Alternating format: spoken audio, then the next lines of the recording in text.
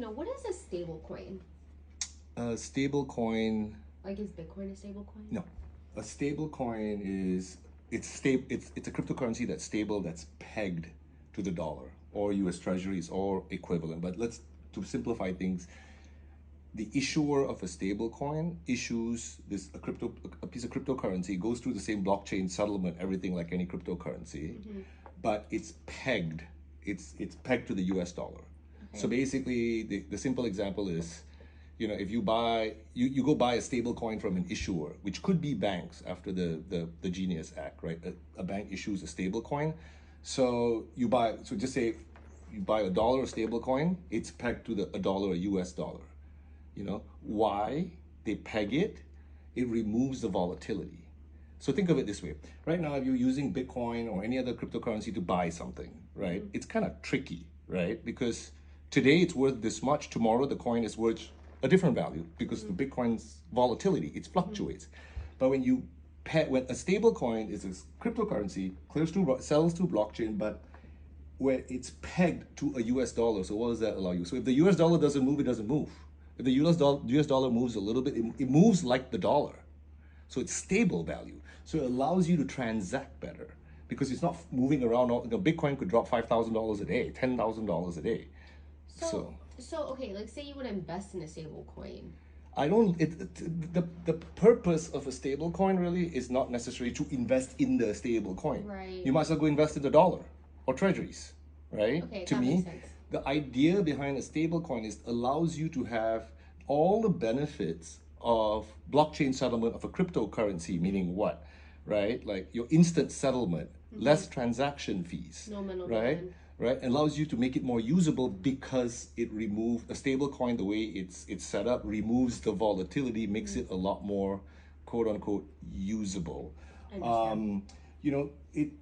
The key thing about it is stability versus other cryptocurrencies. You have a stable coin. That's why it's called stable coin. There's so many different kinds, but it's stable. It's pegged to something. And with the Genius Act now, financial institutions and either banks, credit unions, or non-financial institutions, like private, like funds and stuff, they can issue it. But there's regulations now that says it has to be pegged. You have to have reserves, and it also works a little bit differently than all the other cryptocurrencies. So if you go buy one stable coin, right, the issuer, the bank, say, takes your $1 US and gives you one stable coin, right? Just say you come back and say, I want my US dollar back. It gives you take back the stable coin and you give him back the dollar, and that stable coin is technically burnt.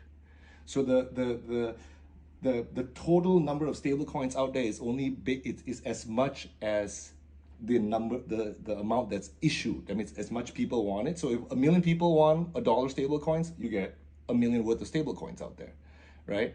And if 500,000 of them come back and say, I don't want it anymore, you only have 500,000 out there. That's important.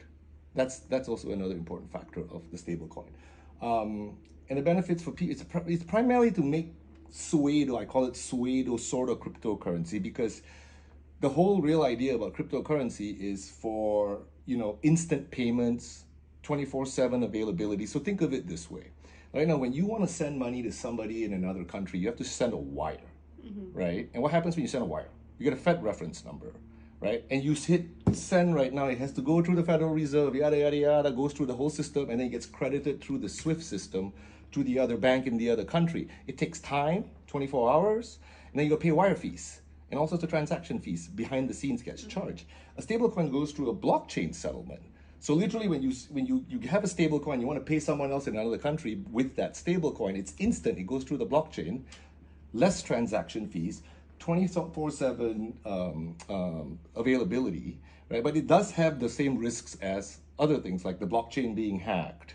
What if the issuer runs out of the reserves, which is why the Genius Act is coming in to regulate it, to allow people. So basically, it's a half-assed thing. You get some benefits of transacting with cryptocurrency, but, the whole premise of cryptocurrency that was started by Bitcoin is to have transactions outside of the banking system. This is tied to the banking system because it's pegged to the US dollar. So it's kind of a happy medium that allows us to use it, but it's not quite the true fundamental premise reason for the use of cryptocurrency. Got it.